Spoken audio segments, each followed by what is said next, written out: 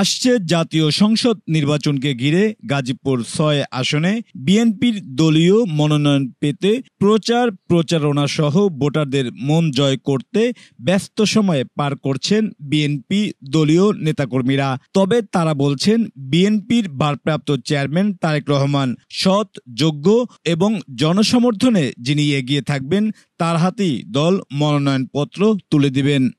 আমি দীর্ঘদিন ধরে রাজনীতি করি।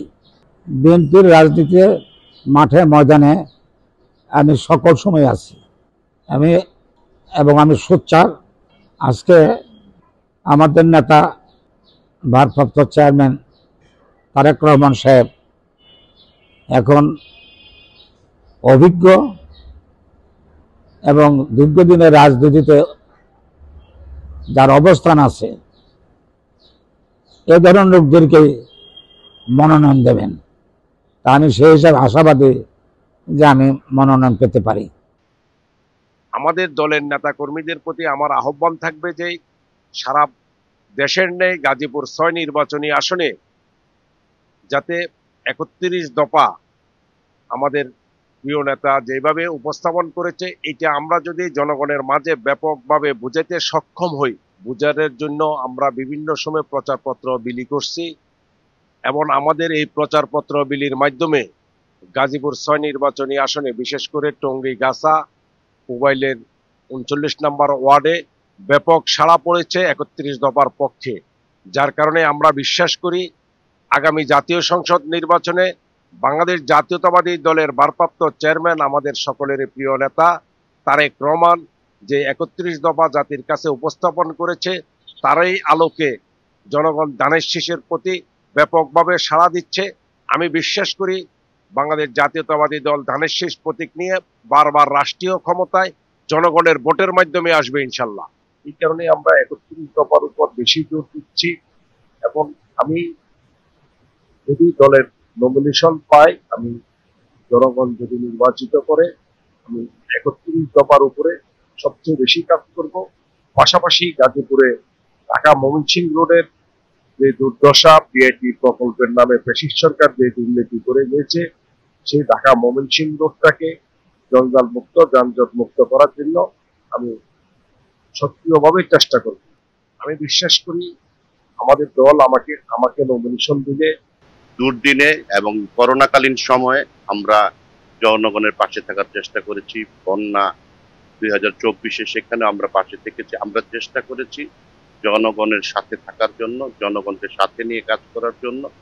আমি দলের মনোনয়ন প্রত্যাশী। দল যদি আমাকে মনোনয়ন দেয়, দল যেই চিন্তা ভাবনা করছে যে তারুণ্য নির্ভর এবং আন্দোলন সংগ্রামে যারা ছিল তাদেরকে যদি প্রাধান্য দেয়, আমি আশা করি দল আমার ব্যাপারে সুনিশ্চিত মতামত দিবে। আমি যদি নমিনেশন পাই, আমি আগামী নির্বাচনে আপনাদের সকলকে নিয়ে, জনগণকে সাথে নিয়ে, দলীয় নেতা কর্মীদের সাথে নিয়ে এই নির্বাচনে অংশগ্রহণ করবো এবং আশাবাদী যে আমরা এই আসনটি আগামীর বাংলাদেশ বিএনপির ভারপ্রাপ্ত চেয়ারম্যান জনাব তারেক রহমানকে উপহার দিতে পারবেন ইনশাআল্লাহ। তারেক রহমান ইতিমধ্যে ঘোষণা দিয়েছেন যে দলে যাদের ক্লিন ইমেজ, যারা বিভিন্ন ধরনের চাঁদাবাজি, সন্ত্রাসী এবং বিতর্কিত দল বিরোধী কাজের সাথে লিপ্ত রয়েছে, তাদেরকে নমিনেশন দেবেন। তো সেই আশাবাদ থেকে আমি মনে করছি যে দলে আমার ইমেজ অত্যন্ত পরিষ্কার এবং স্বচ্ছ।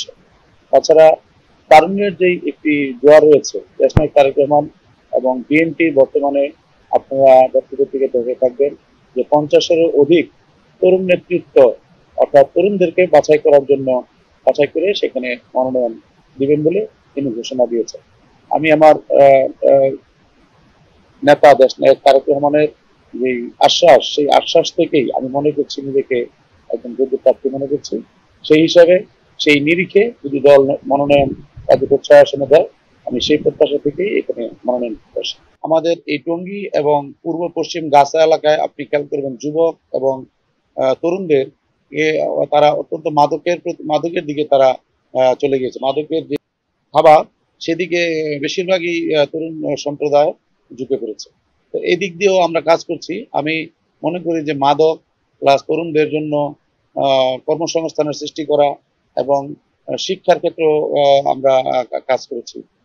বর্তমানে বেসরকারি সরকারি শিক্ষা পর্যায়ে ক্লাস 5 এবং 8 এর যে বৃত্তি পরীক্ষা ছিল তা কিন্তু গভর্নমেন্ট বেসরকারি শিক্ষার্থীদের জন্য বাতিল করে দিয়েছে। আমি ব্যক্তিগতভাবে একটি শিক্ষা প্রতিষ্ঠানের সাথে জড়িত। আমি চেষ্টা করেছি যে এখানে শিক্ষা প্রতিষ্ঠান ব্যক্তিগত পর্যায় থেকে বৃত্তি প্রদান চালু করার জন্য, এবং টঙ্গীতে এই বৃত্তিগুলো আমি অবিলম্বে নভেম্বর ডিসেম্বর থেকে কার্যকর হবে এবং স্কুল পর্যায়ে এই বৃত্তিগুলো আমরা চালু করব। পাশাপাশি খেলাধুলা একটি বিরাট সেক্টর। খেলাধুলাকে, তরুণ প্রজন্মকে খেলাধুলার দিকে ধাবিত করার আমার একটি প্রচেষ্টা বা চেষ্টা রয়েছে সবসময়। আমি মনে করি যে খেলাধুলার দিকে যদি তরুণ প্রজন্মকে ইন্সপায়ার করা যায়, তারা যদি এই সেক্টরে তাদের সময় দেয়, তাহলেও অনেকটা মাদকের যে করাল গ্রাস তা থেকে যুব সমাজকে রক্ষা করা যায়।